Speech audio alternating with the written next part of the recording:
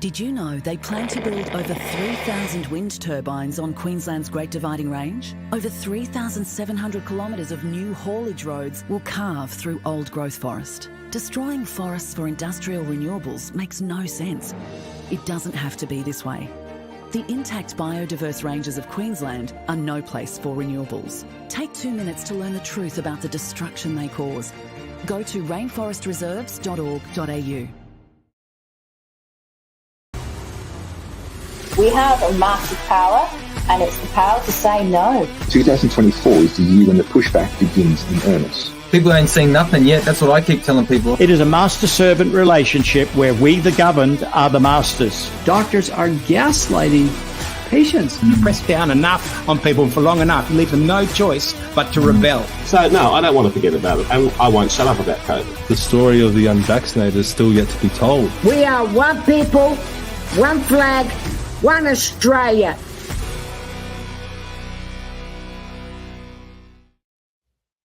Hi everyone, welcome back to another episode of the XCandidates. My name is Stephen Tripp, joined by Mr. Adam Zara. How you going, Adam? I'm pretty good, Stephen. How you going, mate? Very well, thank you.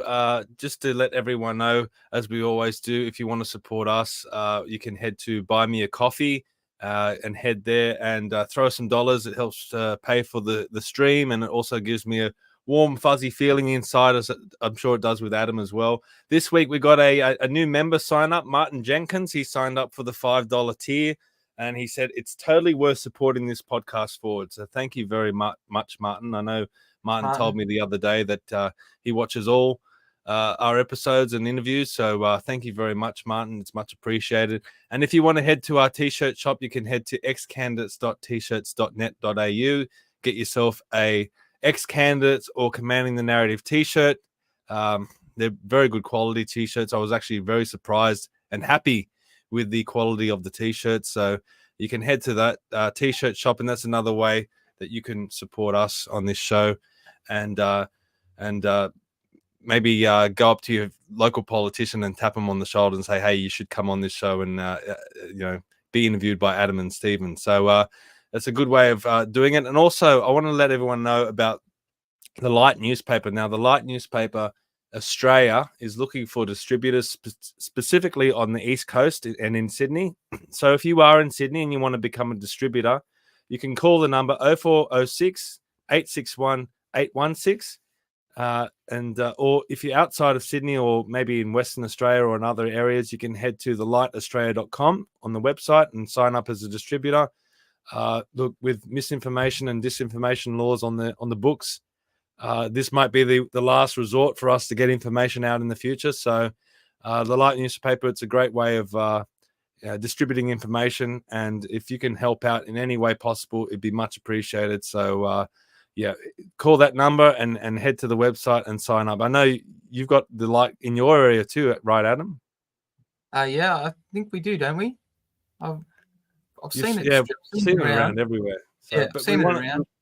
The people behind it in Sydney, they want to get it out there even more. So if you haven't seen it in your area, get onto that website and call that number and start getting out to people, putting it in doctor's surgeries or your local newsagent or something like that. It's free to the public, so all you'll need to do is pay for the actual cost of it. I think it's like 15 cents a copy or something. So $15 for 100, and you can spread it out through your local community. So it's a good way of getting information out there. And it's a good way to bring back a bit of nostalgia and actually get a newspaper in your hand again. Yeah, that's right. You can annoy the person on the train next to you, by ruffling the newspaper and flicking it around and stuff like that. So it's pretty good. If you're anything like me, I find it much easier to read off paper than I do off the screen. So you can actually keep up to date with alternate news. Now, Adam, this week, Chris Bowen has come out and announced offshore wind farms in the Illawarra. And it's also been a big week this week. Peter Dutton came out and announced the coalition's nuclear policy. But with this offshore wind farm stuff first, we've tried to support the local communities as best we can. I'm wearing one of the shirts. This is the Coalition Against Offshore Wind Farms. I've got their shirt on, but there's not too much we can do up in Sydney. There is some things, but a lot of the time you do need someone on the ground that can stand up for these communities. And so this week, when I heard the announcement, I put the call out for some people that I know down there. Who's actually down there on the ground supporting these communities? Is there a local representative? Is there a local person that's standing up for the Illawarra? And one name came back to me. His name is Ben Britton. He's a local leader down there. So I've reached out to him, and he's agreed to come on the show today. So let's bring him on now, Mr. Ben Britton. Welcome to the X-Candidates. Well, thank you for having me, Stephen. And hello, Adam. How are you? Hey, good day, mate. How you going? Thanks for coming on. I really appreciate it. Good to have a local leader who, you know, as we discussed off air, but you're leading a cause that actually should be relevant to people of Campbelltown as well. The Illawarra is our backyard just as much as it is yours. So I'm going to try and see if I can rally some people up here to start putting pressure, at least on maybe our local council or something like that, just to reach out to some of the MPs and see what they can do. You know, just express a negative term towards the wind farms not wind farms, wind factories on the Illawarra. Absolutely. I think it's an issue that's affecting a lot of the people down here. But really, it's a boil over. It's a boil over of neglect from the Labor Party and ignoring the people of the Illawarra for so many decades. People are just fed up. This is like the straw that broke the camel's back, so to speak. Because what they've done here is they've just decided, where are we going to put this wind farm? We know it's going to be unpopular. We know people are not going to want it. So where are we going to dump it? Who's not going to put up much resistance? And they're going to dump. They chose the Illawarra because they think the people here will vote for them no matter what. They've even said, I spoke to people in the Labor head shed, and they even said, who cares if we lose 10% in the Illawarra? We'll still win. So who cares if they're opposed to the wind farms? And there is so many issues with the wind farm that's just a disaster of an idea.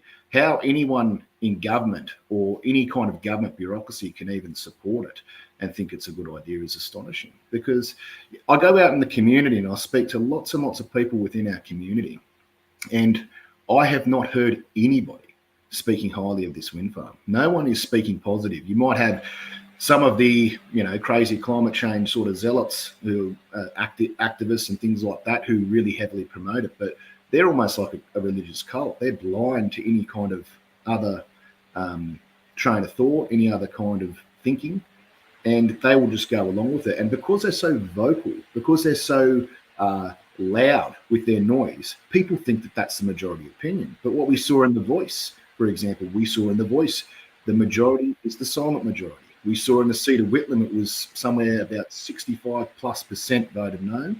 And in the seat of Cunningham, which is right next door, the Wollongong seat, they ground it down. They only just won the yes vote by about 1.8%. That's only half the electorate voted no. And this is in an electorate where they had one of the biggest yes campaigns in the country and really push it. So this is the thing. They're pushing ideologies on the people and saying, you will like this, you will vote for this, you'll accept this, but the public don't want it. And it's surprising, too, to see who is exactly opposed to it. We see people from all different backgrounds, from all different political ideologies are actually opposed to the wind farm. It's not just a stereotypical sort of person. It's a consensus from the community-wide. Yeah, absolutely. Let's let everyone know what we're actually talking about. So this is the actual declared area. You can see that on the map there. For people listening, the declared area covers over 1,000 square kilometers and is about 20 kilometers offshore from Woomera in the north to Kiama down in the south. So this covers Wollongong, Port Kembla, Shell Harbour. I mean, this is a massive piece of infrastructure that they're putting out on the out in the ocean there, and they're trying to say that you won't be able to see it. They've done artist impressions of these. I might actually bring some of them up on the screen now. These photoshopped artist impressions where you can barely see the wind turbines offshore. But do you want to comment on that, Ben? Yeah, I want to comment on that. For those who don't understand what's actually happening in these photos, what they've done is they've taken them, they've edited them with photo editing software, something like Photoshop. And what they've done is they've put it as a layer and they've made it transparent. Now you can set the transparency of a particular image that's an overlay, and you can make it anywhere from 100% where it's full self, it's full thickness, or you can make it 5% where you can barely see it. And that's all they've done there. They've taken what will be a solid object and they've made it transparent, and then tried to sell it to people. Well, look, so you won't see it. It's like in real life, outside of Photoshop, there's no transparency. You actually get the solid object, and the solid object is quite large, and it's quite visible from the shore, or it will be. Yeah. So Adam, Ben, when I was at when I was at the Climate and Energy Forum, just a couple of weeks ago in DY, there's a group that do oppose the offshore wind farms in Illawarra, and what happens is they were talking about that these are going to be actually on a flotilla. So we're overseas, where they're out in the ocean, because the water's not as deep as off our shelf as it is off our shelf. Okay, they can actually anchor these the posts to the ground, and then the turbines mount to them. What they were saying is that we're going to be the first country in the world to have a three-bladed, 200-meter tall post on a flotilla, on a small barge-like device to hold all that weight with a rotating turbine, and it's going to be chained to the ground. So these aren't actually going to be fixed into bedrock. They're going to be floating. Now, to me, it makes no sense at all. I just think it's ridiculous, because we see how the swell and the chop and what happens out there, even yearly on a regular basis out there. Like it's not a bay.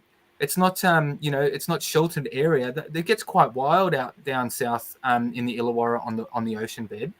What do you think? What are your thoughts on that kind of idea? Because they're a massive infrastructure to build on land where that's how we're Terran people.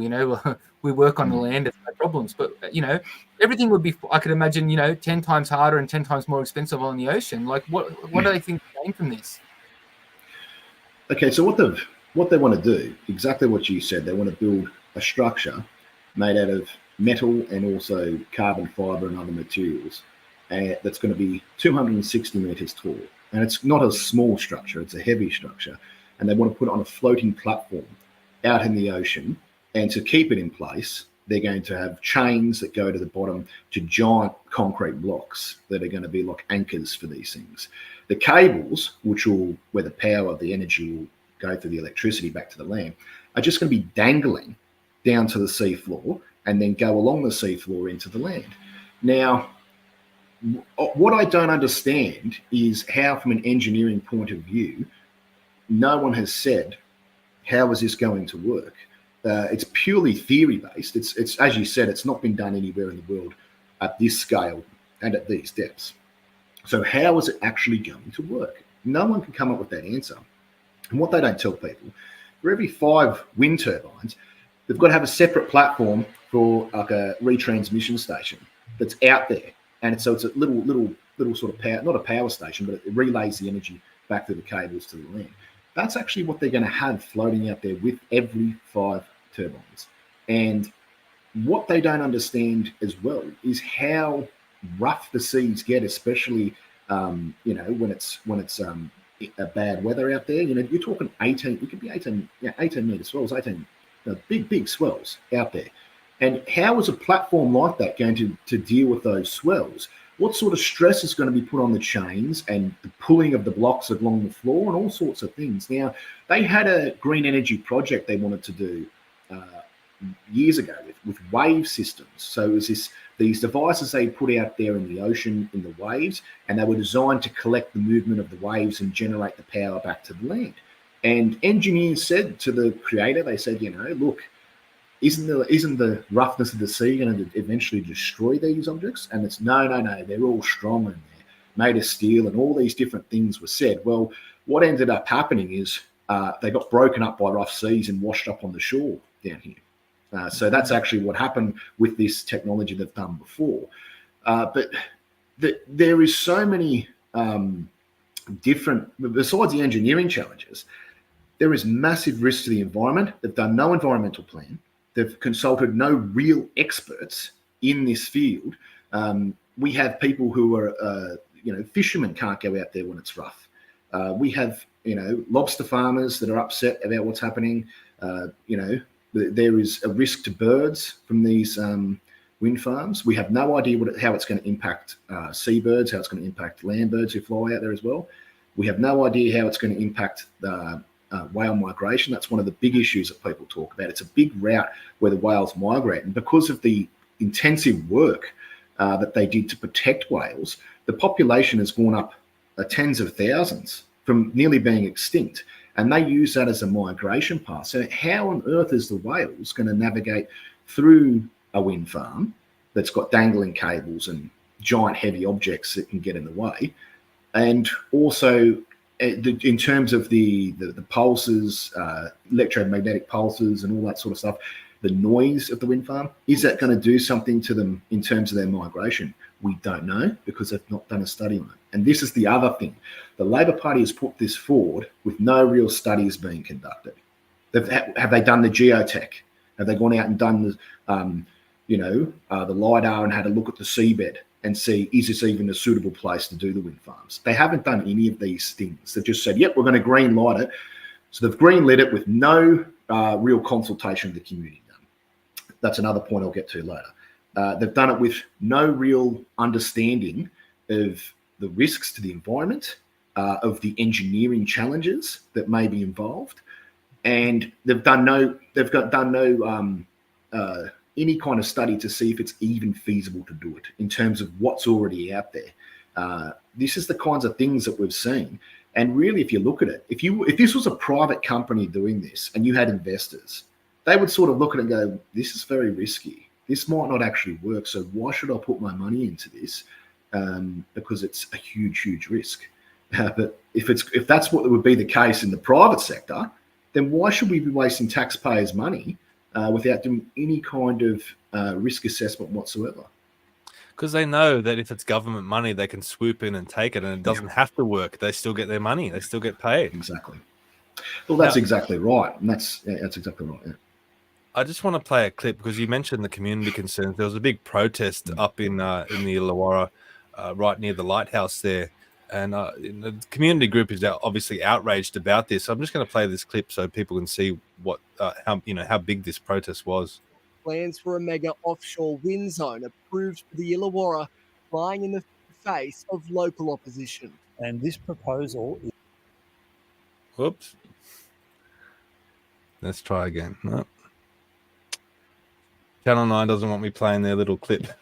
That's okay, but just for reference there, so that wasn't even a computer generated model of what the wind farms or the wind turbines would actually look like, because there was no flotilla system on that. That must have been footage from international water-based wind towers, because there was no barge or anything at the bottom of them holding them up. So there was just a post into the water, so that so much more impact for what we're proposing.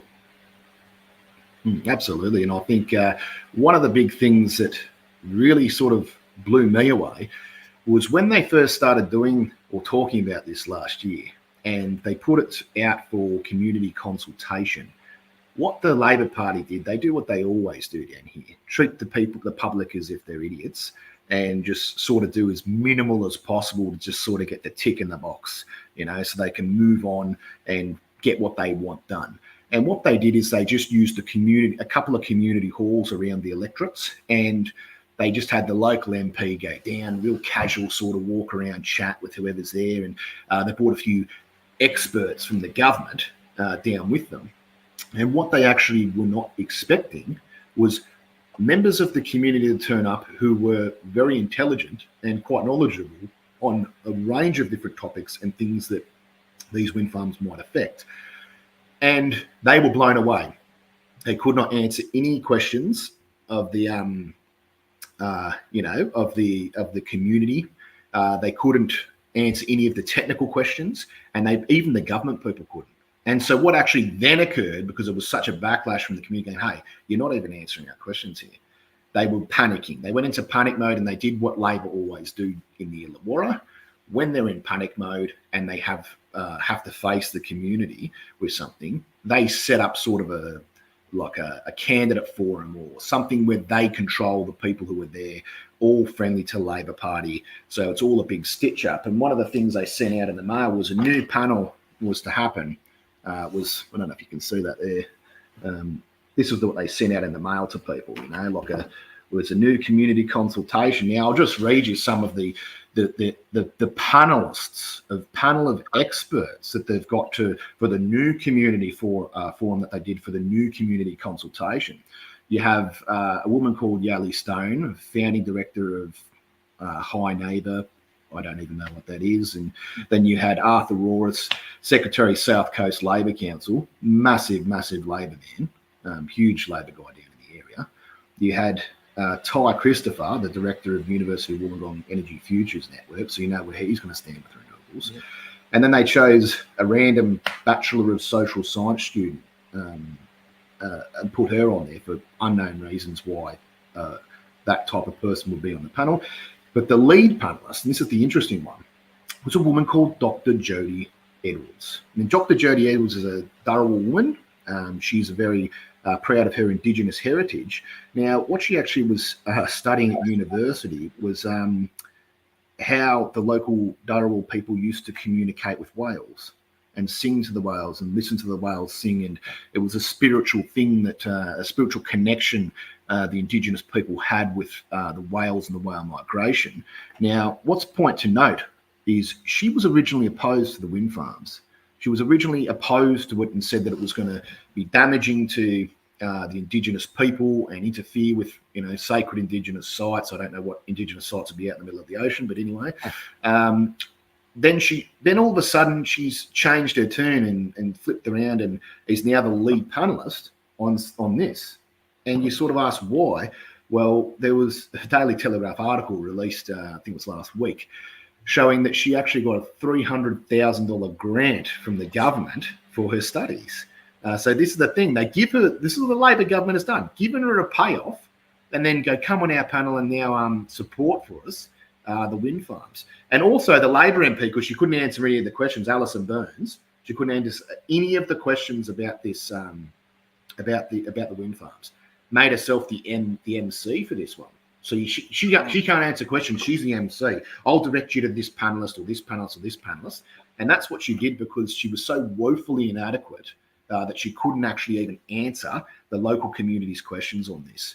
So this is what's then, because of that outrage of being ignored, we saw lots of different communities form out of these original consultations.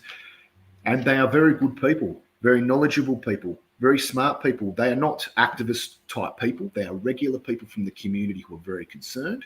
And they actually wrote a petition. They wrote a petition to the government and gave it over to the local member, Alison Burns. It was 11,000 plus signatures on this, right? And Alison Burns stood up in Parliament with parliamentary privilege and tried to claim it was a scam.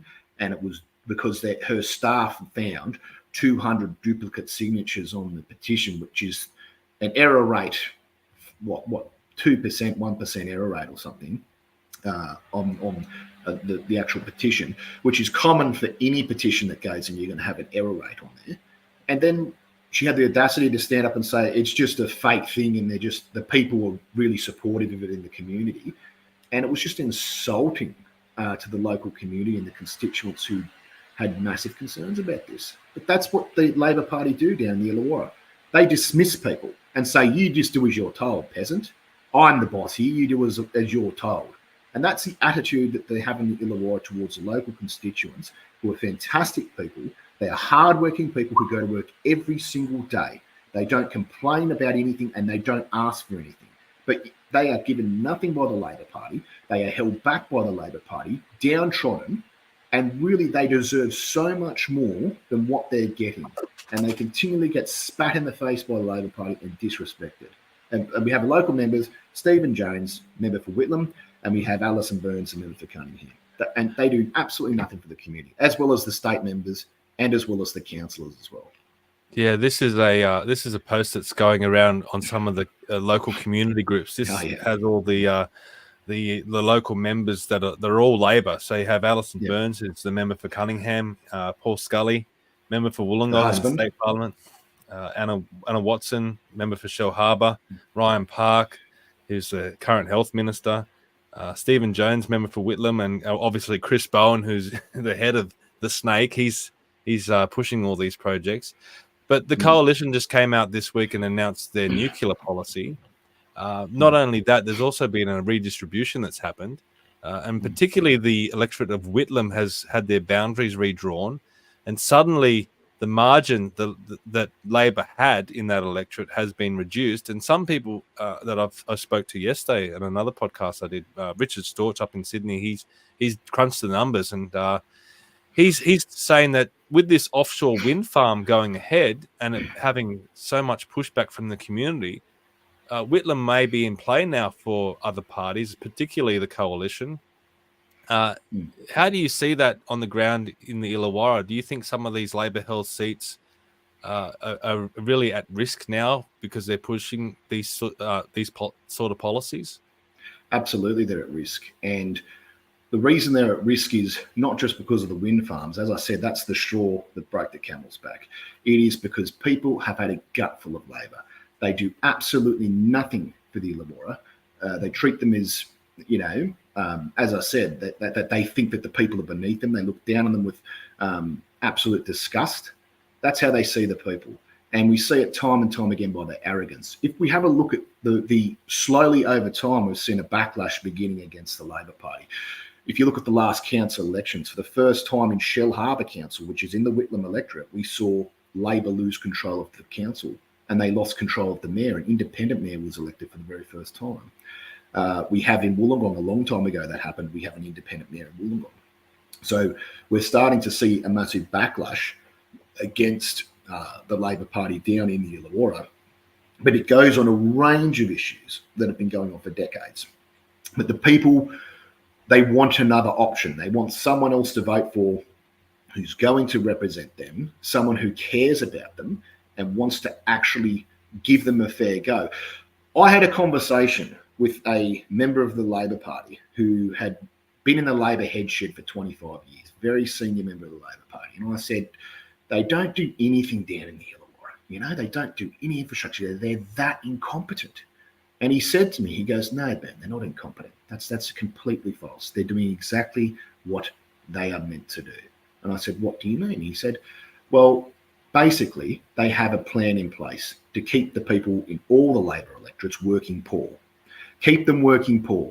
So you give them no infrastructure, you give them no investments in business, no business growth, and you chuck them every now and then a sports ground or an upgrade to a PCYC or something like that to make it look like you're caring about them and doing something. But the whole aim is to not give them anything good, because his exact words to me were, if they get good things and infrastructure, they're more likely to vote Liberal.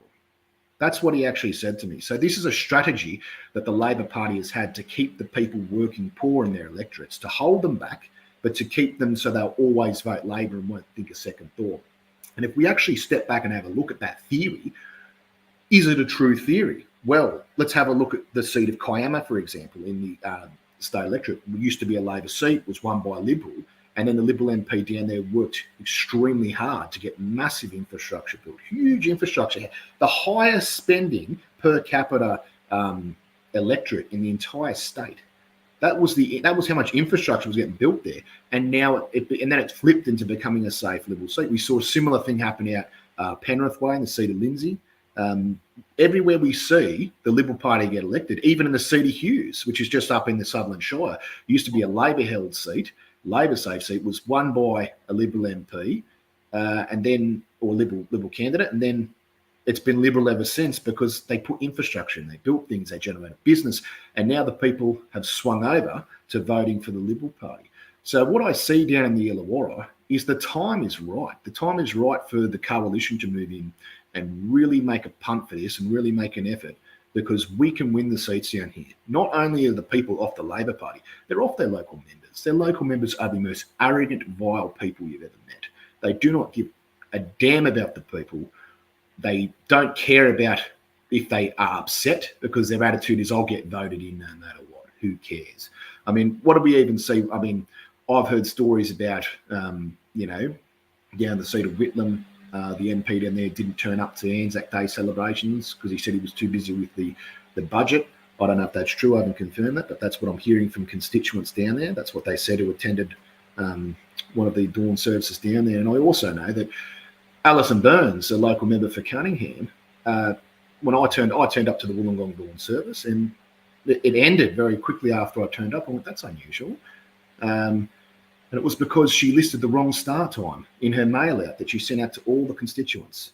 Half an hour late start. So it started at 5 a.m. and on the RSL website it said come at 4:45. And she put down 5:30, and everyone thinks, well, that's not a big deal. It is a huge deal. Veterans turned up late. Constituents turned up late. Friends and families of veterans turned up late. And it's a massive, massive mistake. And I contacted her and said, look, you've got to make a public apology on this.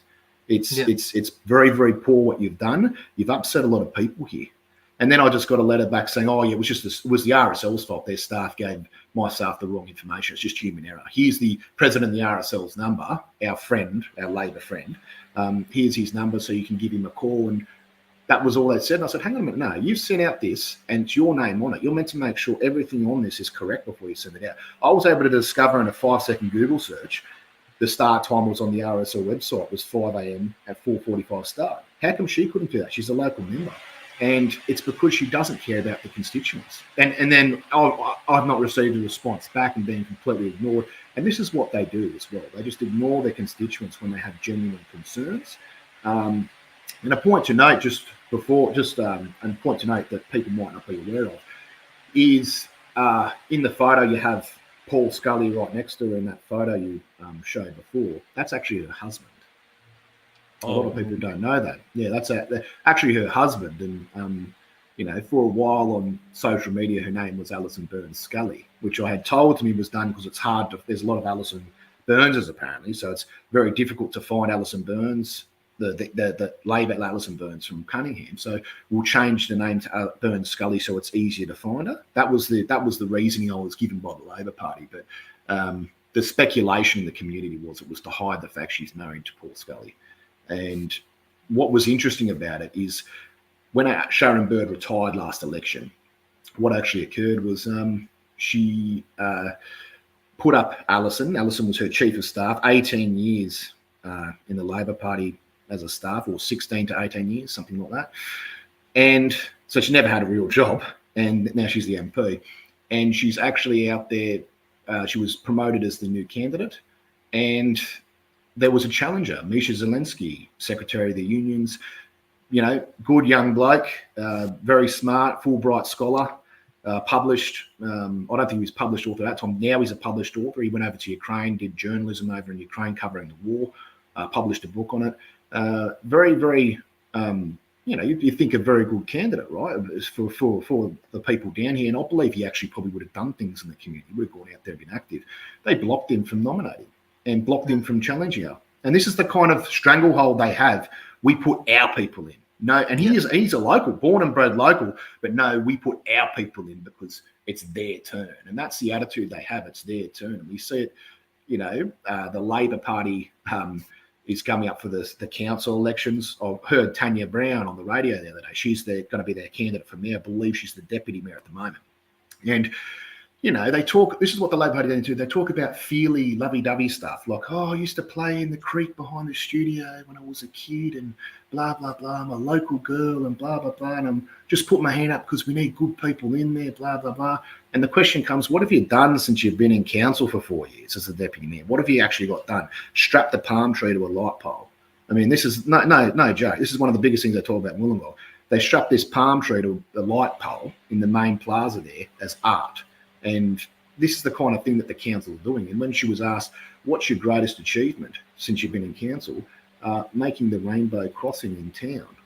Oh, great. That was my greatest achievement. And I go, what about the businesses, all the shops in the plaza that haven't had tenants for some over 18 months in some cases, because no one wants to put businesses in the CBD of a major city in New South Wales.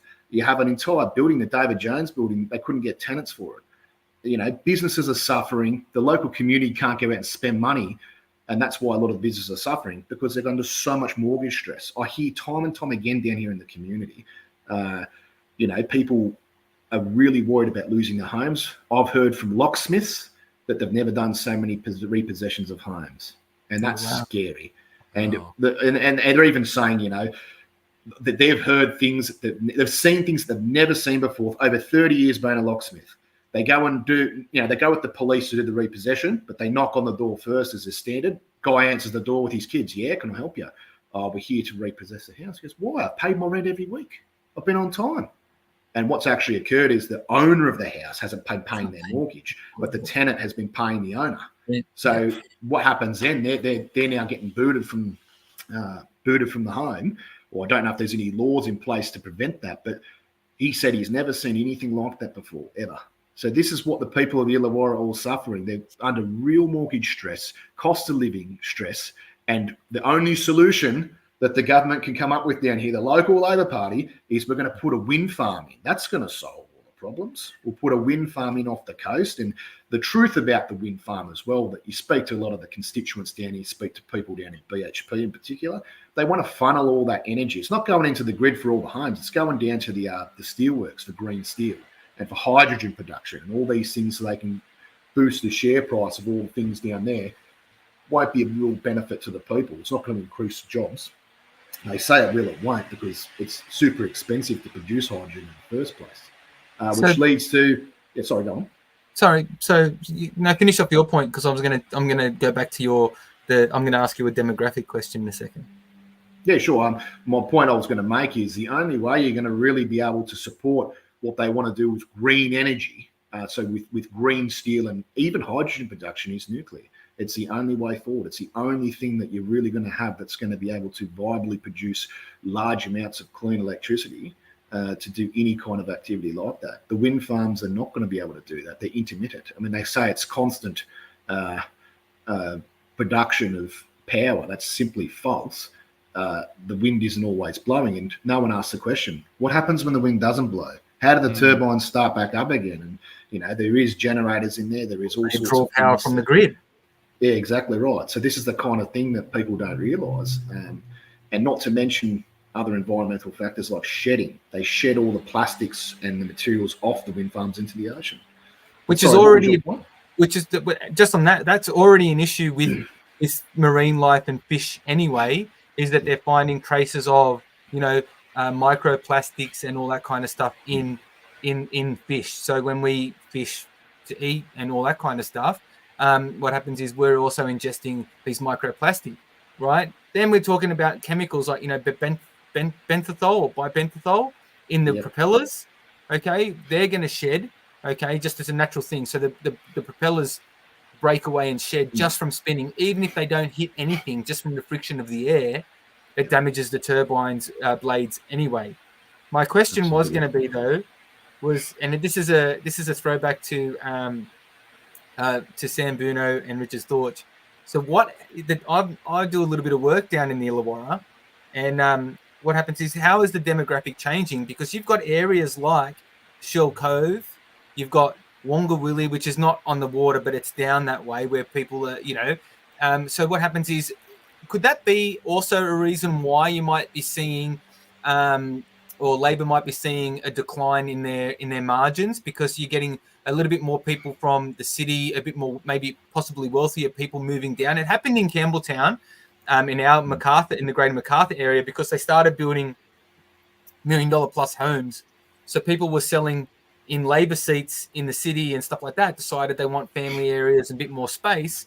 So the population from the city, which were typically Liberal areas, shifted and moved down towards our way. But I've also seen that happening down your way. You've got like a lot of roads being built, probably the infrastructure from some of those Liberal governments Liberal MPs that you were talking about.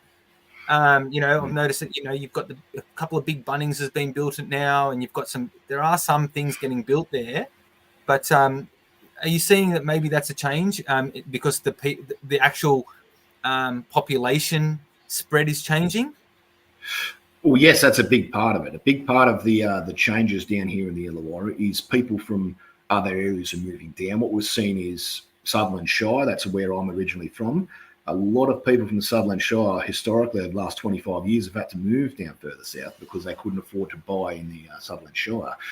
So what's actually occurred is you've seen a lot of those people move down, working class people, working class backgrounds, and not just from Sutherland Shire, but from other places in Sydney too, even out your way and further west and all these sorts of places, but also rural. We've seen a lot of rural people coming in as well, moving in from the rural areas, wanting to be more close to the beach, close to a bigger city and all those sorts of things.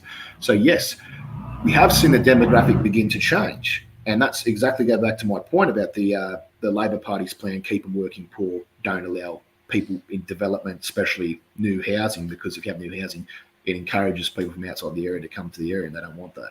So we have seen that, and we haven't seen. Yeah, they talk about the housing crisis, right? Where there is massive plots of land all throughout Whitlam. That is a gold mine for development of new housing.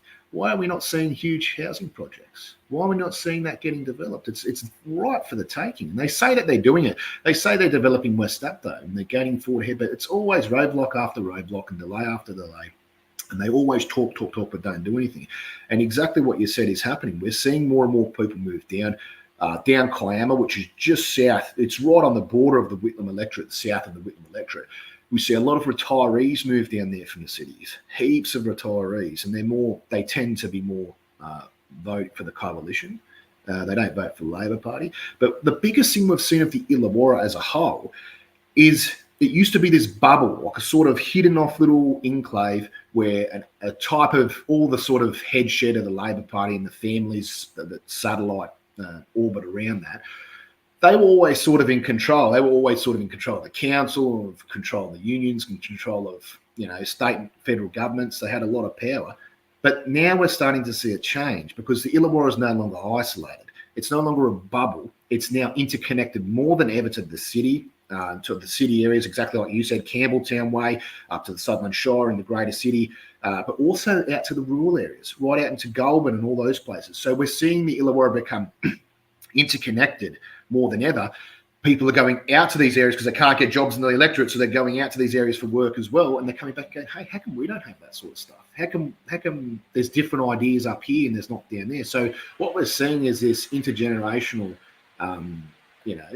vote for Labor sort of thing is sort of becoming diminished because people are coming from outside the electorate to live there, and they are thinkers. A lot of them might even not have a political party that they follow. They're thinkers. They think, what's the best option for me going forward, for the family and all that sort of stuff. And they're not just going and grabbing a red hat vote card just because that's what their mum and dad did. They're going and they're thinking about it, going, is this going to really be good to me? But yes, the demographic has significantly changed, and I believe that's why they continue to block it. I mean, there's massive opportunities down there for industry, particularly defence industry. They've got the steelworks right there, but they've got so many trades, men and women, all throughout the seat of Whitlam, and it is right for massive investment in infrastructure for industry, which will give all the local community jobs. And we're going to have the submarine base. That's going to probably go in at Port Kembla. People in the government and the Labor Party aren't even discussing it, but that's the reality. There's three locations they had in the tender for the nuclear submarine base on the east coast. It was Brisbane, Newcastle, and Port Kembla right off the coast, right there in Wollongong. The one in Brisbane was never going to work because it was a shallow harbour and it was just put there for lifestyle of the submariners. But then you look at Newcastle, it's a very, very, very busy port. The way it's designed in and out, it's a very busy port. It's pretty unlikely that it'll go there. The real suitable location is Port Kembla. But the Labor Party is massively opposed to it because that will make they'll have to take roughly half the port for it. It's going to be a massive piece of infrastructure investment, but it'll be a de-unionised yard. And that's one of the reasons why they don't want the submarine base in. But it will bring in so much prosperity to the area. You'll have secure jobs in the submarine base in terms of employed defence personnel, but also the civilian personnel, all the support elements, and that trickles over. These people have incomes they spend in the community that makes cafes, restaurants, all these different places rise up And then it just generates economy, which is a flow-on effect to the rest of the community. And if we look down in the scene of Illawarra too, where all the industry is, that will all be built up too to support the submarine base, but that can be built up further, which generates further jobs for the community and will make their quality of life of the people go up significantly down there. Stephen Jones' last election promised we're going to get defence steel pumping at the steelworks and pumping in the area. Done nothing about it. It's a myth. It was an election promise that he just went back on, like he goes back on all these promises, and just, oh, we'll do this, we'll do that. They vote him in. He does absolutely nothing for the community. They can't put the submarine base at Port Kembla because it's going to be too hard to get the submarines out past the offshore wind turbines. Yeah, right. Yeah, How do you navigate that? Well, that's actually no, seriously, that's actually a really good point. It's because if they were to put these turbines in, yes, you actually probably wouldn't be able to put the base there. So that's a massive risk to national security as well. But not to mention, if you want to talk about, for a second, national security in relation to the wind farm, which is another thing people do not discuss. If we actually were to seriously go to war with a major player like, the CCP, for example, it's Communist Party of China, that's going to be a huge risk having a massive piece of power infrastructure floating in the ocean. It's not difficult to sabotage it. It's not difficult to destroy it. And what happens when they destroy it? What's going to happen? We've lost all our power. But if we have an inland nuclear power plant, it's highly secure. Well, how do you defend it? I mean, look how big it is. Look how big this is. There's no way. Well, that's a thing, and that's a thing. They haven't. That's right. And if you look at nuclear submarine capabilities, one of their capabilities that a lot of people don't know about is sabotage. They go into areas and they sabotage. We saw that with the Nord Stream 2 gas pipeline that got sabotaged. That was done from submarine, with divers and things like that. And that's the kind of thing. They even use drones now as well. That's the kind of thing that they can actually do. Come in by nuclear submarine, an adversary, deploy a small midget submarine that has special forces divers, and they actually will go up and put bombs on all the wind turbines, or even just cut the power cords. You can imagine how chaotic it would be if they destroyed a power cable and that cable's spitting out electricity into the water and all sorts of stuff. That's going to be a catastrophe. So these are the kinds of things no one is thinking about in terms of our national security. And the submarine base going in at Port Kembla is probably going to be another reason they'll do this, because we've got ANSTO right down the road in Lucas Heights. Yep. And I'd like to talk a bit about ANSTO. ANSTO is, and the nuclear policy Peter Dutton just come out with, is an incredibly sensible policy. It's not a foolish policy. It's a sensible policy. It is grounded in reality, and it has been done with consultation. You can tell it's the people who are putting up this plan have spoken to nuclear experts. They haven't just pulled the idea out of thin air like the Labor Party's done with this wind farm. They've actually gone and been smart about it, and they've actually thought about it, and they've actually, come up with a really good solution. Now, what a lot of people don't know, they say we don't want nuclear reactors. I've got a newsflash. We've had nuclear reactors for 50 years at the Lucas Heights nuclear reactor, including a new one that was just built in 2007. Yep. So the newest reactor was built in 2007, and the things that they're doing out at ANSTO, absolutely phenomenal. We have some of the best nuclear scientists in the world working out at ANSTO. Incredible people. And they are doing big things on the world stage that the communities aren't even aware of. And they don't talk about that, the Labor Party. They don't talk about how dependent we actually are on that particular facility out at Lucas Heights. Not just the nuclear reactor, the entire nuclear facility out there, ANSTO's facility. One of the things that they do out there, and this is a really interesting one, right? They are actually a world leader in irradiated silicon ingots. So that's actually, basically in layman's terms, it's blocks of silicon that become exposed to radiation, and then it changes the molecules within the silicon to become conductors of electricity. Now, what they actually do is they take those silicon blocks, put them inside a steel canister, dip it in the reactor, and it has a reaction, a radioactive reaction, and it actually changes the silicon molecules, and then it comes out, and they sell that all around the world for the manufacture of pretty much all electronics. You're talking, it goes into microchips, it goes into fast trains, it goes into satellites. There are satellites up in space that have their, radiated silicon on board that was required to even make it work. It can't work without it. they're actually up in space from Lucas Heights nuclear reactor. Now, a lot of people don't know, when I say they're a world leader, nearly 60% of the world's irradiated silicon that is in virtually all electronics is made at the Lucas Heights nuclear reactor. A lot of people don't know that. So this is the kicker, right? This is the kicker. Wind farms, so wind turbines and solar panels, to actually work, to actually be able to work and even exist as a technology, require irradiated silicon. So made in Australia. Made in Australia. So without that nuclear reactor, without nuclear science, there would be no solar panels. There would be no wind turbines. And this is what they talk about renewables and turning down the nuclear.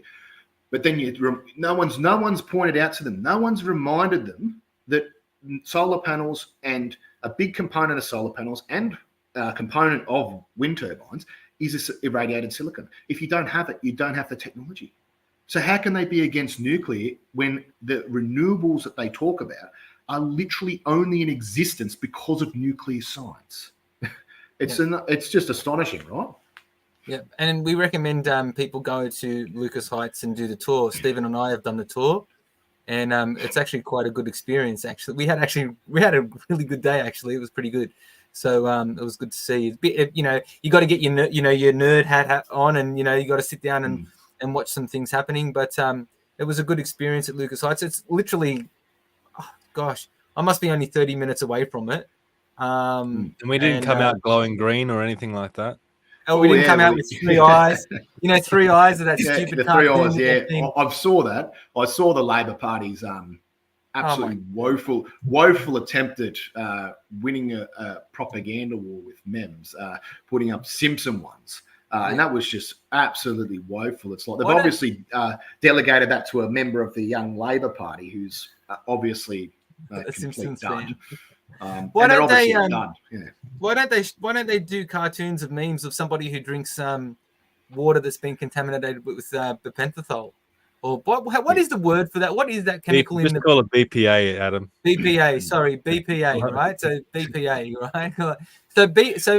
All right. So everybody, when you're shopping for plastic drink bottles and plastic lunch boxes, it all says BPA free. There's a reason why it's BPA free, because it's completely toxic and really, really bad for you and the environment. But it's banned in most countries in the world. But these wind turbines, it's a main ingredient to build the propeller, which is BPA, which is and Professor Ian Plimer will even say, what is it? 1 mil of BPA will destroy 1 million liters of water, make it undrinkable. So these are the things that, why don't Labor put out a cartoon of somebody just drinking a glass of BPA and then say, oh, this is what happens? Yeah, why don't they also put out about our solar panels and the chemicals that are used to produce those, and in the recycling process, if they get into the soil, nothing grows for 1,000 years, 3,000 years, I think is the estimate and the theory of what will actually happen. So point to note about that, you have these massive solar panels that have been built on farmland, pristine farmland, and they've gotten a lot of these solar panels from China, and they've been defective. They're leaking chemicals, and the excuse of the companies is, they're not designed for the Australian summer. And it's good. That's a complete lie. Solar panels are designed to handle, real solar panels are designed to be in space, handling unfiltered rays from the sun. So that's a complete lie. So what they've done is they've deliberately sold Australians basically sabotaged solar panels, and if they're over the farmland, they're leaking, and they had this bright idea, we'll let the animals go and graze near the solar panels. It's a fantastic idea. What imagine if those chemicals, they leak into the ground and then the animal eats it. It's absolutely horrendous what could happen. The other thing that they don't mention too is one of the reasons why solar panels are so cheap to produce over in China is because of the Uyghur Muslims. They use those in concentration camps as slave labor to make all the wafers for the solar panels. And I can't remember the exact statistic, but it's something like 40 to 60% of the wafers, of all the wafers in the solar panels that are coming out of China, are made by the Uyghur Muslims in these concentration camps. And the reason that they're so cheap is because they don't have to follow any safety procedures because it's incredibly, you have to have very stringent safety procedures to produce solar panels due to the toxicity that's involved in their production. So that's why it's so expensive to make it in the Western world, because we follow procedures. We have to follow by law legal procedures, but over in China, they don't have to.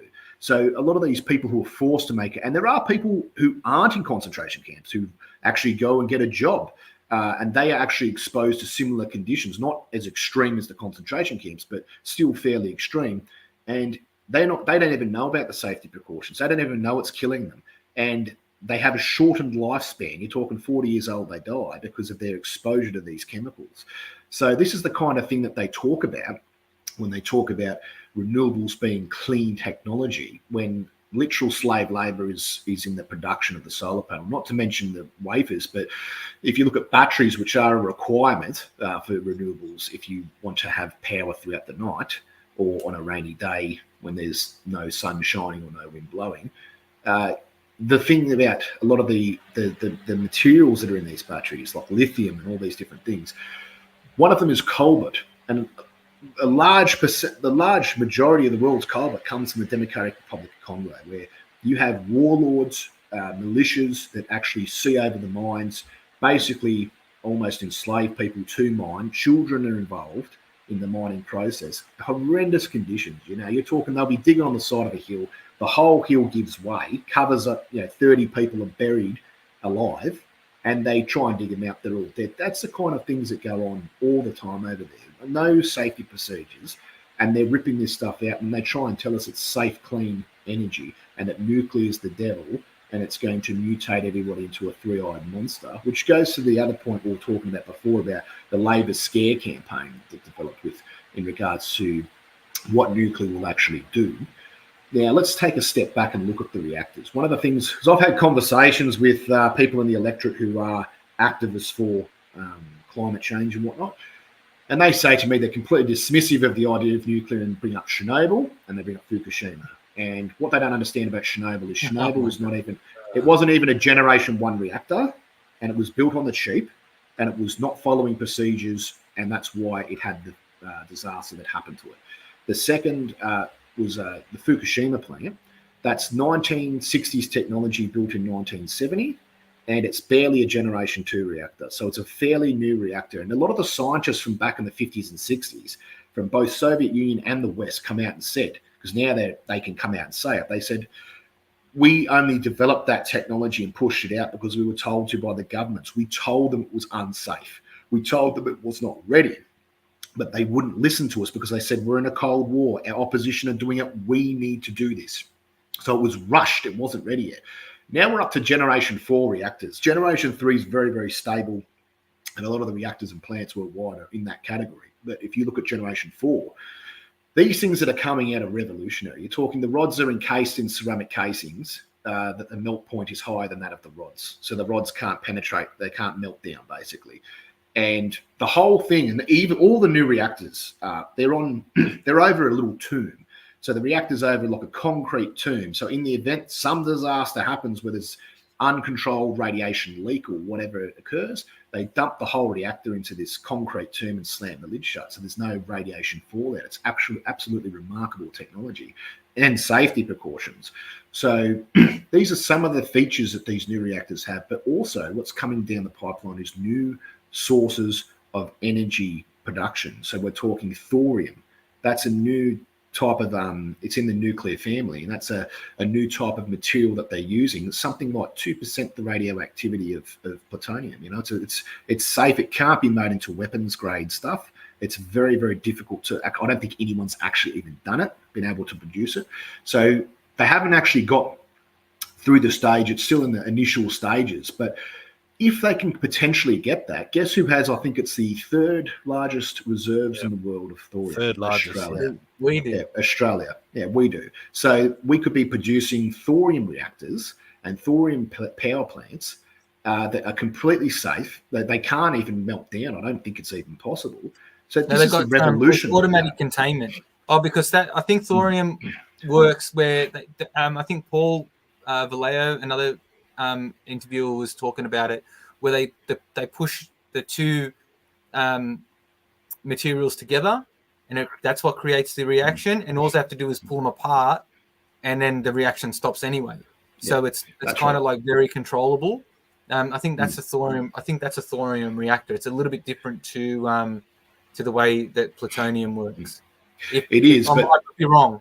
But I think it is. But they can actually, with the Generation 3 reactors, they can set them up now with the current fuel sources and technology, and eventually modify them later to actually take thorium.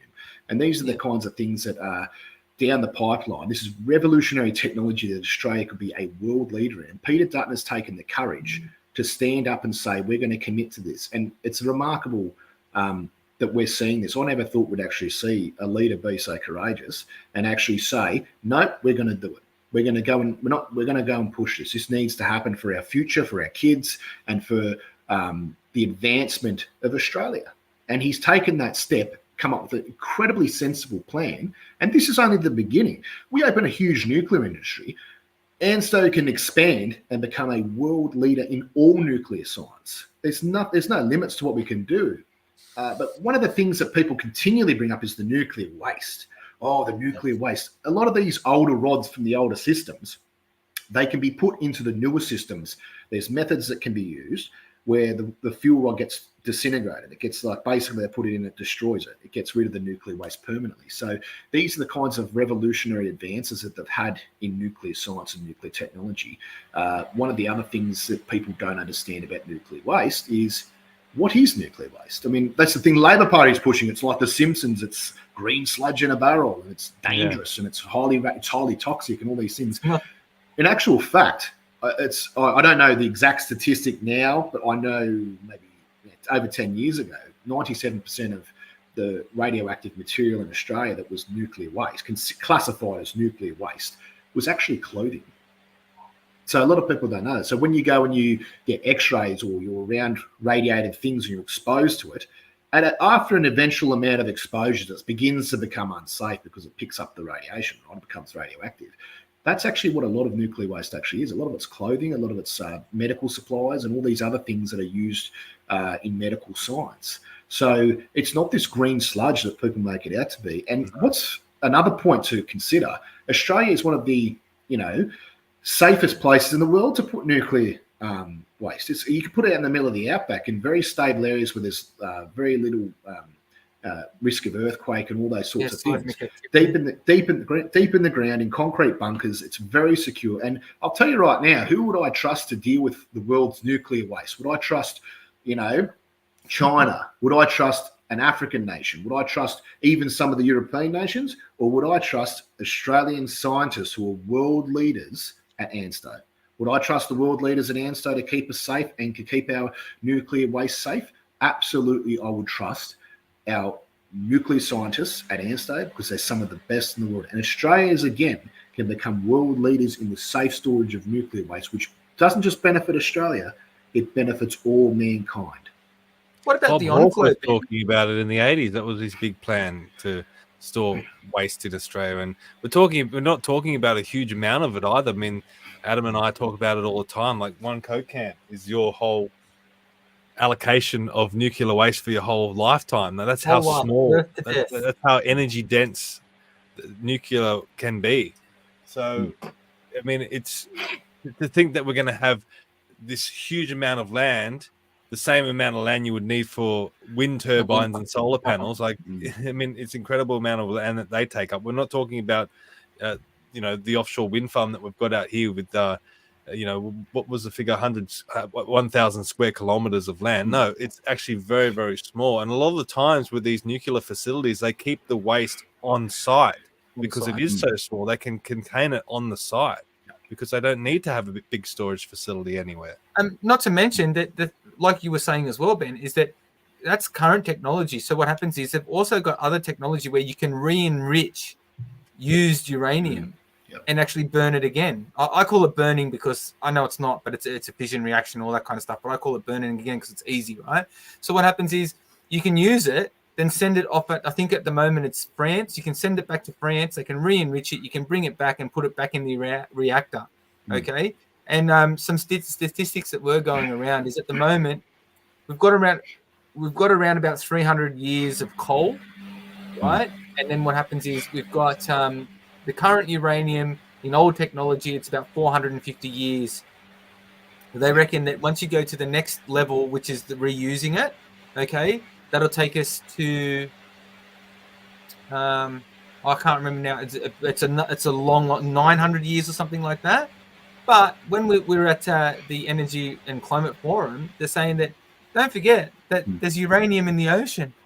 Okay, so you can actually take uranium from the ocean, and it's almost an endless supply. So when I was doing my research when we were campaigning for the federal election and whatnot, the number that we had around about 3.6 billion years of uranium. So that could actually end the power generation crisis that we have, and we could have power forever, because 3.6 to 4 billion years, the sun will actually destroy the planet anyway.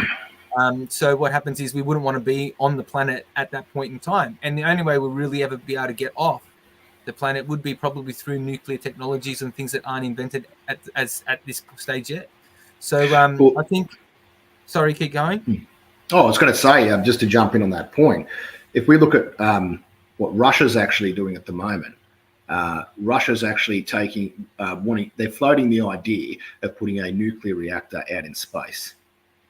Now, people go, what? They're going to put it out in space? That's crazy, But what they don't understand is these new modular nuclear reactors are so safe. They can basically be assembled anywhere, disassembled and taken apart as they please and moved around. But the technology is so safe.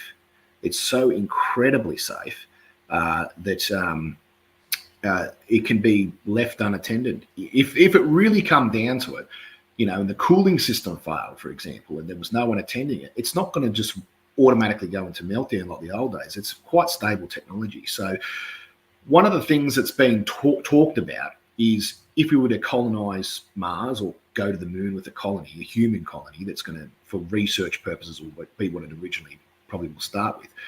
For years, they had a struggle, and the struggle was, how do we generate power when we're over there? They're going to need lots and lots of power for all sorts of different systems in regards to the creation of water, oxygen, all these different things. So how are they going to do it? And it was always, we're going to do wind, we're going to do solar, but they figured out a long time ago that's not going to be stable enough, and it's also not going to be, it's not going to really provide the energy needs. And on Mars, it's big dust storms and like mini tornadoes, sort of, not tornadoes, but like little whirlwinds and things that can pretty much destroy solar panels and wind turbines. So they figured out that the only real solution they have is to put a nuclear reactor there. And what they want to do is when they create a colony over on, say, Mars, they want to take it and actually set up the colony and have drones do it, have robots set up the colony for humans. And one of the things they're talking about now is actually sending a nuclear reactor over there. So an unmanned mission to Mars, nuclear reactor, have robots set it up, and so it's generating power ready to rock and roll when human beings go there. And that'll be 25 years of energy straight away. So if you look at the applications of what nuclear reactors are being used for, we've had them in warships for a long time. Nuclear submarines, for example, those things now. In World War II, you were lucky if you could, in the early days of, say, U-boats, you were lucky if you could stay under the water. They were diesel electric. So the diesel generators power when it's on the surface and charge the batteries. When it's under the water, it's being powered by the batteries. So the batteries back then, you're talking 8 to 12 hours you might be able to last under the water, depending on what speed you were going and all that sort of thing. And the oxygen, it depends on your oxygen, like how bad the air is getting before you have to resurface. Now, due to advancements in nuclear science, a nuclear submarine can leave port. Once it goes underwater, it does not have to resurface for 90 days in some cases. It depends on its food supply, because when it's under the water, it produces all of its own oxygen and water. It uses desalination, so it takes water from the sea and uses the nuclear reactor on board's power to desalinate the water, and then it takes the water and it runs it through another system where it separates hydrogen from the oxygen, and that's where they get the oxygen for the sailors on board to breathe. So this is the revolution that these nuclear reactors on board these submarines have, is these submarines can go at incredible speeds all over the world, stay under the water indefinitely, well, not indefinitely, but until they run out of supplies, And we also now see it on nuclear aircraft carriers. They have 2 reactors usually on the aircraft carriers. I'm not sure about the Gerald Ford if it has 2 or 1, but they usually have 2. The Nimitz class all had 2 reactors. And so these things were powering 24 hours a day, 25-year lifespan. The older reactors used to have a midlife refueling process, like 12.5 years, something like that. They had to refuel the reactors. But these ships now, massive aircraft carriers used to chew enormous amounts of fuel. Now they don't need the fuel because they've got the nuclear reactor on board. Russia has taken this another step. They've got nuclear-powered icebreaking ships. Now, what they've done, the Russians, is absolutely remarkable. They've created a new trade route that no one in the world talks about, by the way. It goes through the Arctic. That's only possible now because they have these nuclear-powered icebreaking ships. They go through all year round and keep that channel open through the Arctic. Never used to be possible. So when it froze in the winter, you couldn't travel up in the Northern Arctic. It was impossible. Now it's become possible as a shipping route. So all the ships going to Europe from China, a lot of them are taking the northern route through the Arctic. That's only possible because of nuclear-powered ice-breaking ships. And the Russians also have a ship that's a mobile nuclear reactor. So when there's a disaster, so something happens where the power gets destroyed and it's not going to be able to be restored to a certain area, they pull up this giant ship that's got the nuclear reactor on board and they hook it up to the grid. And they can actually provide power to the onshore installations from a ship that's got a nuclear reactor. But the limitation, there's no limit. It's limitations of what these reactors and nuclear technology and science can be used for is extraordinary. If you look at, in 1970, they built 2 satellites, the Voyager 1 and the Voyager 2 spacecraft, and they sent them away from the Earth. These things were like a time capsule sort of thing, all these instruments on board. They had a giant gold disc that had all the Earth's information printed on it, all of our stuff about every race of people, every language, every religion, all of our scientific data. Everything was engraved on this giant golden solid gold CD. And they put it inside there as a time capsule in case intelligent life finds it. Now, they sent those out in the 70s to explore our solar system as they're going out further and further into space. They had no idea how it was going to work, what was going to happen, when they were going to stop working. Well, to this day, I believe one of them is still sending information back to Earth. It is the furthest man-made object away from Earth. It's right outside our solar system here. And it's so far away from the sun, the solar panels aren't really working as good as they used to, and the battery as well, the direct power. But the interesting thing is what's keeping the thing going at the moment is on board it has a little nuclear battery. And this nuclear battery's lifespan is 100 years. Now, that's 1970s technology. That particular type of nuclear battery today, you're talking 1,000 years, and it's far more powerful. So this is a tiny little nuclear battery that they use to power the Voyager 1 spacecraft. It's the furthest man-made object away from Earth and is still transmitting data.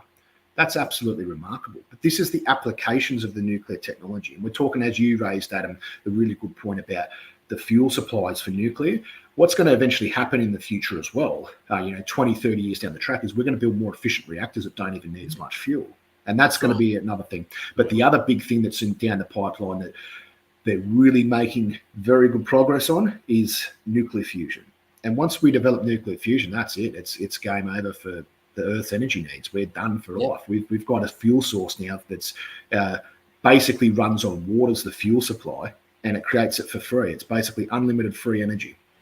So this is the kind of things that are coming down the pipeline for the future of energy in the world. And it's not looking like solar panels. It's not looking like wind turbines and all of these things. In actual fact, if you really had to be critical of solar panels and wind turbines, they're old, outdated technology. It's outdated. Much better things.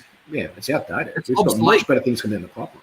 And I just want to say too, I'm not against renewables. I'm not an anti-renewables guy. I have solar panels and a Tesla battery on my hands. So I'm not anti-renewable. But I'll tell you what, it was a real eye-opener getting the solar panels and the Tesla battery, because I learned very fast that solar does not work very well on rainy days, and it also does not work very well in the wintertime.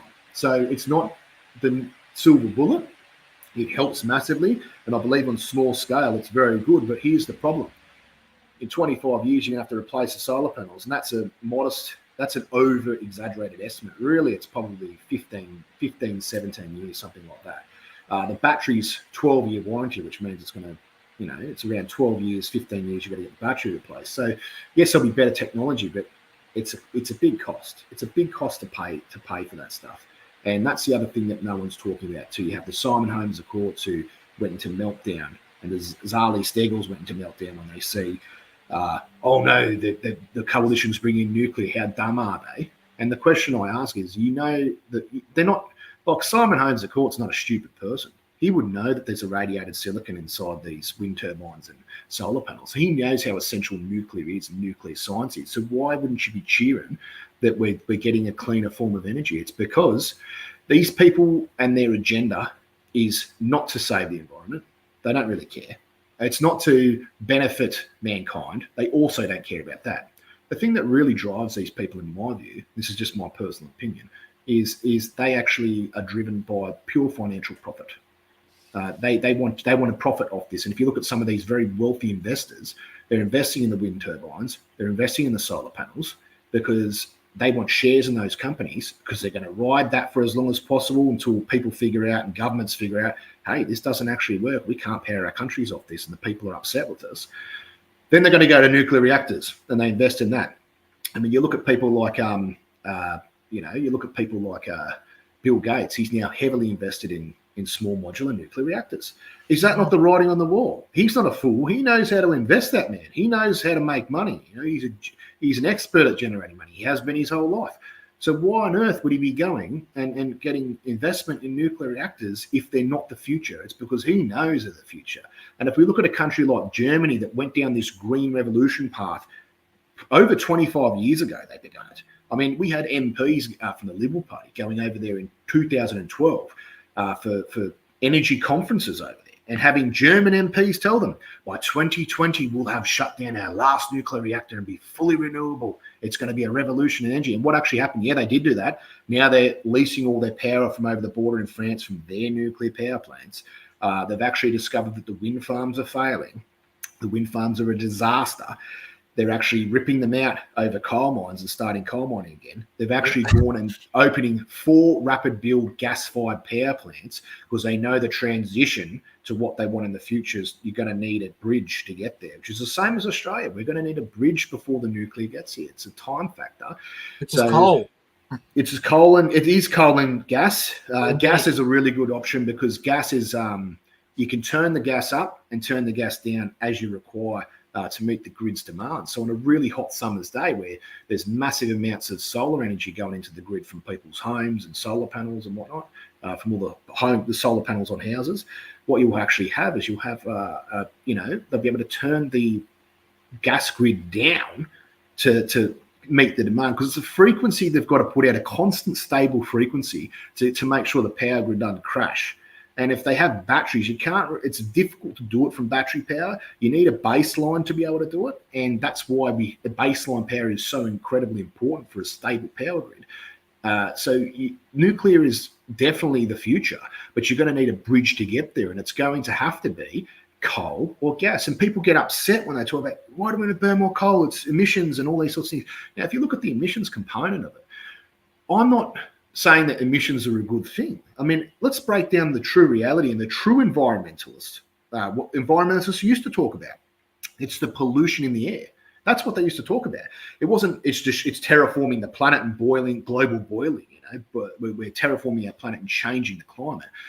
It was always that soot going out into the air is not really a good thing. People are breathing that in, people are inhaling that. And if you go to any city where we're near a road, for example, a main thoroughfare of a highway, you go and run your finger over the ledge or whatever, and it's got soot on it from all the cars. So emissions in that regard, I think, are more concerning about people's health and the environmental impacts of the soot than the actual terraforming of the planet. Which the soot, it's a problem, but we have time to fix that. They're making up that there's no time, and if we don't rush in renewables, we'll be at a position we can't return, which is false. But if you were to develop these new coal-fired power stations, we could build new rapid build ones. Now, here's the kicker: you could have the same technology they put in cruise ships. Now, these giant cruise ships, these really amazing pieces of technology, have diesel engines in them the size of houses in some cases. These are enormous engines, these massive, they power the entire ship from diesel engines. And they consume something like 3,000 litres of diesel fuel an hour. And Wow. But they have a giant funnel that starts in the engine room at the very base of the ship, goes up through all the decks and towers over the actual ship. And that's where the funnel is for the engines. And the reason the funnel is so incredibly long is not just because they have to put the engine at the bottom of the ship. It serves another purpose. It's because they have multiple layers of filtering technology. So as the emissions go out, it reduces the emissions that come out the top by something like 70%. So this is the type of technology we can put on the new coal-fired power stations and the gas-fired power stations and have a massive reduction in emissions. And again, Australia can be world leaders in this. We have some of the best scientists in the world that are not getting utilised. And we look at the Labor government. Are they utilising our scientific leaders? Are they going and getting good results? No, they go and pay ANSTO to do us a study saying nuclear is bad. They don't do a study going, do us a study to find or research this technology to find the best filtering technology for new coal-fired power stations or for cars, something they can put in the exhaust pipe of the car that would take out the emissions. Imagine if they could do that. How much better it would be for the environment and for society. But I've said this to people. I've said this to people who are the real climate zealots, the ones who are the real pushers of it and will go into the activist types. And they dismiss that and go, no, we need to get rid of it completely. I go, well, you're not understanding. That's not a realistic ideology to get rid of it completely. You're not going to get rid of coal. You're not going to get rid of gas and you're not going to get rid of petroleum. It's not really a possibility. And they don't understand that. They go, no, we have to ban it and go electric. Electric vehicles also don't work. We're seeing that now all over the world. China's now, the CCP are attempting to flood our country with their cheap electric vehicles to take up all the space at our ports because we can't sell them. No one wants to buy them anymore because they've figured out the truth has come out. You can't resell them. They've got no resale value on the car. So you buy, even if it's a $50,000 car, if you sell it in 3 years' time, the resale value is nowhere near what it would be as a petrol car. So people are starting to figure out this fact. They're also starting to figure out, guess what? You have a defective battery and you're outside warranty period, you're in for 20 grand. 20 grand to replace the battery. And that's too much for some people. So this is the thing about electric vehicles, and Chris Bowen links things. Oh, here's the first electric truck. There's going to be many more. I've got a newsflash for you, Chris. There won't be because they're going to be proven inefficient. And they're going to be proven not practical to use. For starters, how long does it take to charge things? Truckies have a time limit. They've got to move things around. Another thing Labor government's forgotten, the working class people of this country. How can Chris Bowen, a man who claims to be for the working class people of this country, how can he not look at an electric truck and understand truckers and what they actually need? Truckers are on a bloody time limit. They don't have time to sit there and wait for their truck to recharge. And every time a trucker stops, he's on a long journey, Perth to, say, Melbourne or whatever, he's going to have to refuel that vehicle on the way. It's a standard thing he's going to have to do. But he's on a time limit. He does not have the time to stop and recharge and look with electric. There's no time for that. And that's what people like Chris Bowen are so out of touch with the working class people of this country. They don't even realise that their ideology is now one of delusion. And that's what we're seeing time and time again with all of them. Because at the end of the day, they're driven by profit. They're driven by what's in it for them. And if you look at, I heard some of the statistics. I'm not entirely sure of the exact figure. But what I've heard is that these wind turbines I want to put off the Illawarra, they're about 15 million per wind turbine to put out there. And people go, oh, no, that's nonsense. It's way cheaper than that. Here's an example of something that's happened. I go, hang on a minute, that was on land. We're talking out at sea. At sea, it's far more expensive. So they want to put the wind turbine out at sea, $15 million. I've heard the subsidies anywhere up to $40 million from the government. So where does the $25 million of profit? Where does that go? It goes to the company. And then you ask yourself the question, does anyone vet these Labor MPs and all the Labor stooges in the Illawarra Labor Party and go, do they have shares in the companies that are likely to win the tender? Are they even going to put it to tender? That's another big question. Are the Labor Party going to actually put it to tender, or are they going to sneak it through the back door like they did with the quantum computer and push that for what they want because they get, they have some sort of vested interest in it? Because if you look at the maintenance costs of this, they're going to be astronomical to maintain those wind farms because they're out in the ocean. And guess what? It's a choppy day at the sea. They can't go out. They're halfway through. What happens when they're halfway through a massive maintenance on the turbine and then suddenly there's a shift in the weather? And it was unexpected. The weather forecast was good, but now we're seeing a shift in the weather and it's not good. How are they? That's a safety risk as well. These are the sorts of things that are going to happen. And they talk about it's going to generate jobs in the Illawarra. The truth is, most of the wind turbines will probably be made overseas. Most of the wind turbines will be maintained by FIFO workers. That's what we see overseas in other areas of the world. It's in Europe. Is a lot of the time they don't employ local workers. They employ fly in, fly out workers, and they go around from site to site all over the country doing monthly maintenance or bi-monthly or whenever it is. So this is the thing that the Labor government's just got no clue on what they're really doing out there, and they don't listen to the people. But it's the practicality of it. It's almost like you've got a delusional bunch of people who are in it for themselves and just want to push an ideology because they make bulk profit, and they don't care that it's not going to work. They don't care that it's not going to actually do what it's meant to do. If the whole thing gets put in and turns out to be a disaster, constant maintenance, blah, blah, they won't care. A lot of them will probably be retired from Parliament by that stage. So they don't care. And by then, who pays for the decommissioning of these things? You've got to tear them down eventually. And then where do they go? They go to landfill. You can't recycle them. I've spoken to environmentalists. They go, no. You can recycle them. You recycle them, and that's the whole idea. But they're just building them out of the wrong materials. We told them to build them out of these materials, and they didn't. That's probably because they can't, mate. You know, they probably actually can't do it. Now, they do produce wind turbines in the Illawarra. That is true. They do produce the wind turbine blades and things like that. Because you see them getting put up the highway. They take up 2 lanes and they have all the vehicles out. It's an oversized vehicle to transport this massive wind turbine blade. So they do produce some of the parts, but that doesn't necessarily mean that they will be producing the parts for the wind turbines out at sea. I'll give you an example. We had Wind Stadium got an upgrade. We have the steelworks down the road with some of the best steelworkers in the world. These steelworkers at the BHP Steelworks, so they are expert steelmakers. I mean, some of them are 5th generation steelworkers. The immigrant background, they come from overseas. 5 generations have been making steel. It's in the blood to make steel.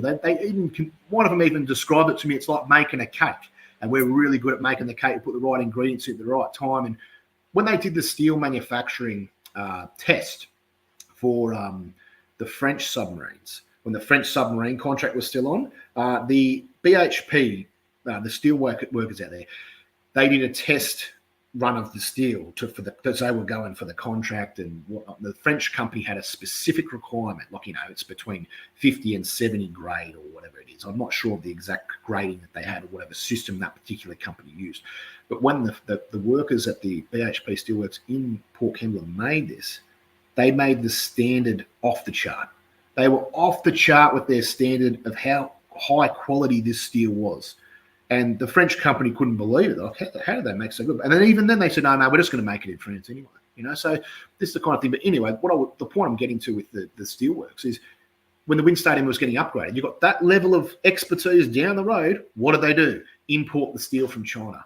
They got it made in China, imported the steel, and put it in the stadium. Like, unbelievable. It would have been Australian ore.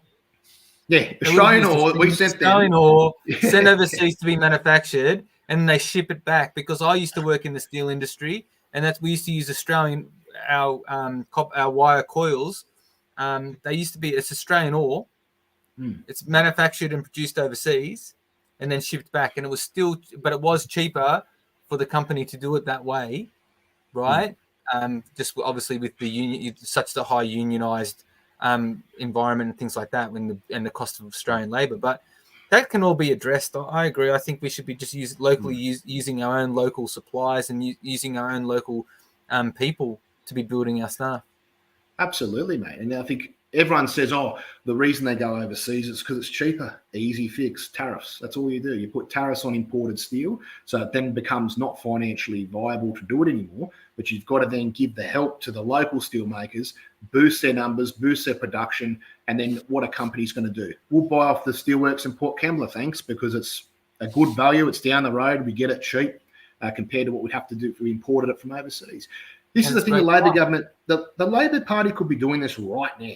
They could be going, we're going to put tariffs and protect Australian industry. That's the big thing Stephen Jones come out with. Stephen Jones come out with, we're going to build in Australia. He did a video looking like a disaster walking across a bridge at Port Kembla, and it was all windy and you could barely hear him. And it's like, mate, you've got to get better staff. I mean, who's really advised you to do this? It's a disaster of a video. No one can even hear. You look like an idiot.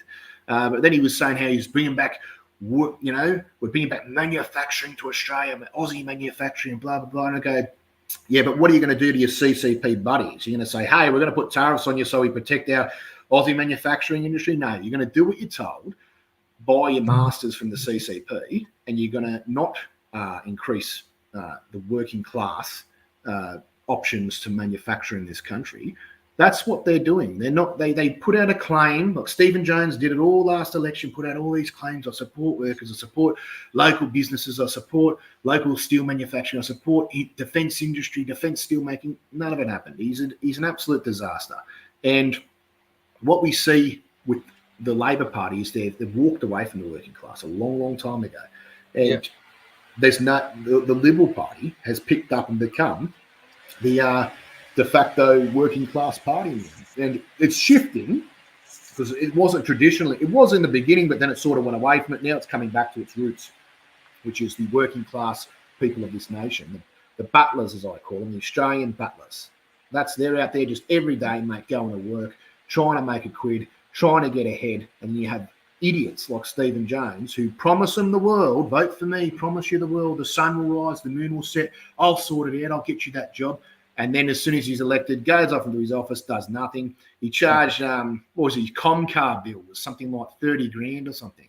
It was a massive amount, tens of thousands of dollars he charged to get chauffeured to Canberra.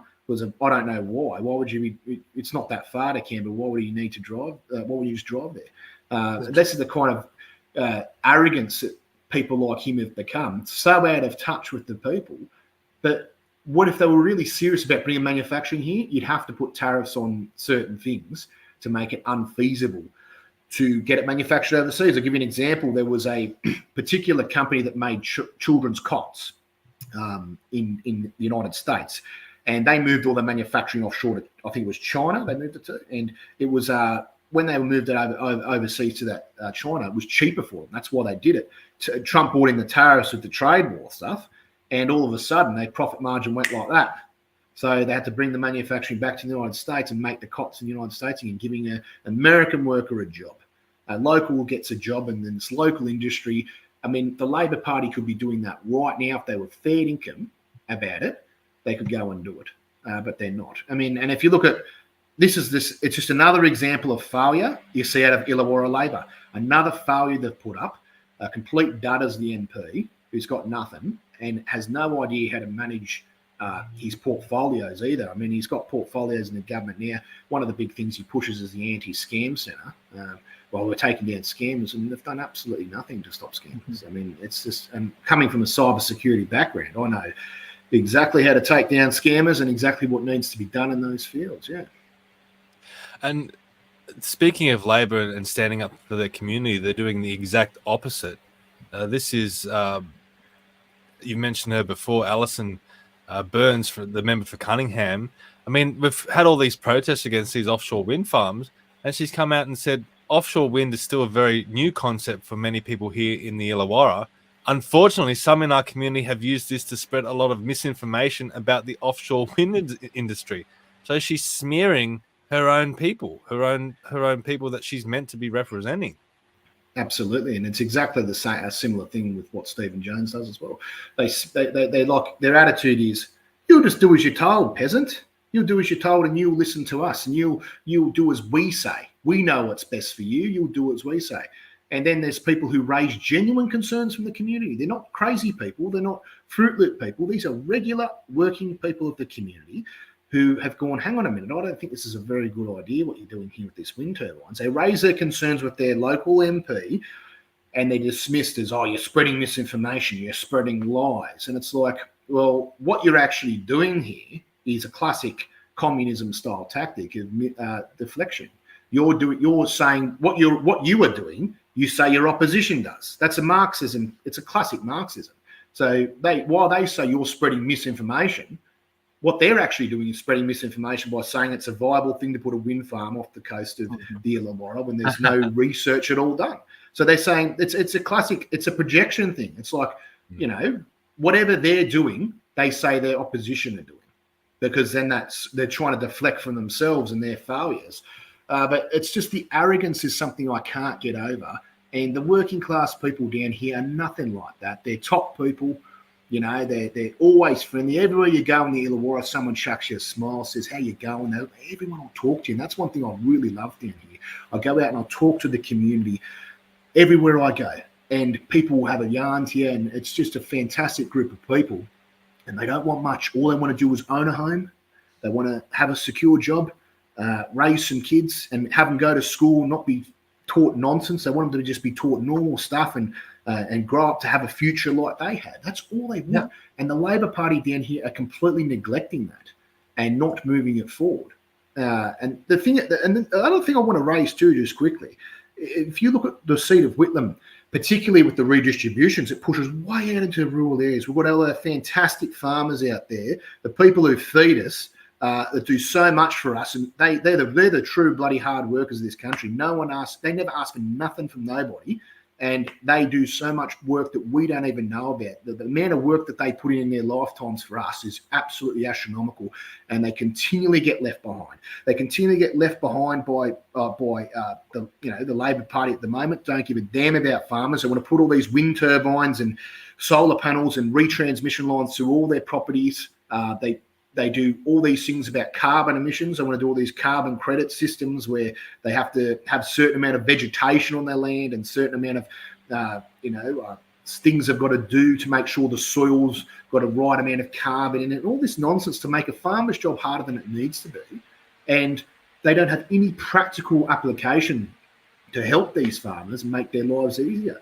And I mean, that's the thing that astonishes me the most. They push this climate change nonsense and they push this renewables. We have to have all these renewables, and they completely neglect and forget our great farmers. They forget all the farming people in this country. So if you look at the Illawarra and Cedar Whitlam, they forget all the industrial people, all the people going to work. We have all the tradies. I mean, if you look at the majority of the electorate have certificate 4 or less, or diploma or less. So they're all working class background people who have been to TAFE. They've all got certificates in trades, working class stuff, and that's the kind of people we have. Their hands on the bloody tools. You know, 20 to 25% of the electorate. That's at the old boundaries. New boundaries might be different. I'm not sure about the exact statistics for the new boundaries, but the old boundaries, you had about 20% of people year 9 and 10 is the extent of their qualifications. So they've just left school, got a job, and they're contributing to society, working hard their whole life, building themselves up. And these people are tremendous workers. They start with nothing. Like, I'm from a working class background. I was born in a five-row house, and my dad was just an engineer in the Navy. He left and took the punt on starting his own business. He went and took a punt on starting his own business, and his parents had to mortgage their house to help getting the money to start. Bought this old business, marine mechanic business, and he built himself up from there and lived the Australian dream. And I see it down there in Shell Harbour and all these different areas. It's exactly the same kind of people. All these working class people who just want to have a future. They want to build a life up for themselves. They leave school, go get a job, and they work their arse off to get ahead in life. And they get to a position where they're doing all right. And then you have the government, the Labor Party, come in and destroy the cost of living, destroy the cost of energy, and then they're left shortchanged. They go, I just got ahead by working hard for 20 years, and now I'm backwards because of these idiots. Yeah. And the problem is they want someone else to vote for at the election. They want someone who's going to go in there and represent them, who's not afraid to stick it to the local Labor Party and tell them, you do nothing for the people down here. It's about time someone comes in who is going to do something for them and isn't afraid to. Yep. Yeah, look, you've been amazing tonight, Ben. We've got a comment here from Jeff Bartlett. He says, thanks, Ben. You're giving me ammo to push back on our small country towns lefties trying to take us over. Very, very insightful. So good on you, mate. We support everything that you're trying to do down there in the Illawarra. We do have one final segment that we always do here on the XCandidates. It's called Build Your Own Fantasy Government. So I'm going to give you the reins for the next Parliament of Australia. You can pick 5 or 6 current politicians, former politicians. They don't have to be politicians at all. They can be living or dead. They can be a next door neighbor if you wanted to. But 5 or 6 people that you think would be excellent to head up the next government of Australia, who would you choose? Well, for starters, I'd choose, as Home Affairs Minister, I'd choose James Patterson. James has done a fantastic job already in opposition, and he's really held the Labor Party to account, and he's held them to account on so many different things. So James would be my first choice. I would probably choose Jenny Ware. She's just north of the Illawarra, and she's done a fantastic job in the community up there in the Illawarra. An amazing job helping all the people. She's very active in the community, and she cares about the wind farms as well. She's not in agreement with it, and she says you need to really listen to the people, and they're not listening to the people. I'll probably put her in there, Veteran Affairs Minister. I'll put Peter Dutton as the Prime Minister at the moment, because I think that he's doing a good job, and he's just got to stick to his guns. He's got to stay firm. Take your position and stay firm. Don't change. I mean, look what he did with The Voice. He chose no, and then the whole country voted no, because he made a stand and said no way. So that's who I'd choose for that. I'd choose Andrew Hastie for Defence Minister. He's in opposition at the moment, opposition Defence Minister, because he's doing a pretty good job, and I think he'd fix our Defence Force. He'd fix it right up, you know. So, but if I had to pick someone from the past, who would you put there back in Parliament? I'd probably put Dana Vale back in Parliament. If I had to choose someone, Dana Vale, she's a former Veteran Affairs Minister, former member for Hughes. I know Dana pretty well, and she is a fantastic community leader, and she was right in there, really cared about the local community, highly professional, and we need people like her back in the Parliament. I mean, if you put her, and you could put her anywhere, she'd do a fantastic job. So, so what I'm up to, that was 4, wasn't it? And the 5th one? I think it's 4. It doesn't have to be right on, but you can pick one more if you want.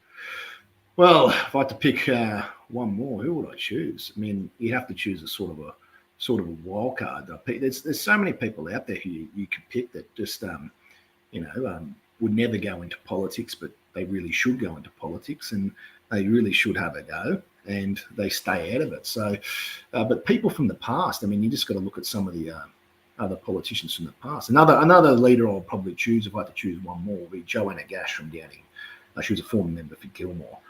Absolutely phenomenal community leader as well, just like Dana, and highly professional, goes out in the community, was there to serve the community. And she's a local from down Illawarra way, Illawarra region. She knows exactly what's going on down there and what's going on in the local community. So I'd have to pick her. And again, any position in Parliament, absolutely excel at. If we had to have them, so you've got a couple of older generation veterans and some of the new breed coming through. But I think that would be a very fit government. Awesome. Well, look, mate, hopefully you put your hand up one day as well. I'd love to see you on a debate stage with Stephen Jones. I think you'd wipe the floor with him. Yeah. Well, I'd certainly give it to him. Well, as I said, I'm considering it at the moment. Let's consider what will happen. But I can't sit back and just let the Labor Party get away with what they're getting away with. It's just absolutely astonishing, mate. We need good people in there who are going to take the fight to them and really stick it to them, because those seats down the Illawarra are winnable seats. They're winnable seats. We've just got to get the right people in there who are going to provide strong opposition, and they're going to really stick the fight to Stephen Jones, and really stick the fight to Alison Burns, and really take it to them. And they won't know what hit them. They'll go into panic stations, particularly the Labor headship. They'll panic when they see it, because they'll be like, we've never had a challenge. What do we do? They won't know what to do. So it'd be fantastic. Well, you're fantastic too, Ben. Thank you very much for coming on today. If you are down in the Illawarra and you're watching this, and maybe you're organising a community event, maybe you want Ben to come and speak, I encourage you to reach out to Ben, and I'm sure he'll come down and address your concerns. Unlike Alison Byrne, who just calls people that want to protest against these wind farms misinformation spreaders and stuff like that. I think Ben's a good community man that's actually sticking up for his community and listening to their concerns. So good on you, Ben. Thank you for coming on. If you're watching this, thank you for watching, and please share this out. I say it every single time, but it is important that our audience shares these interviews out, so it does get out there, and people can see that there are people out there who are standing up for their communities and standing up for the people around them. So thank you very much, Ben. Thank you, Adam, as always, and we'll see you all next time. See you later. See ya. Thank you very much. See ya.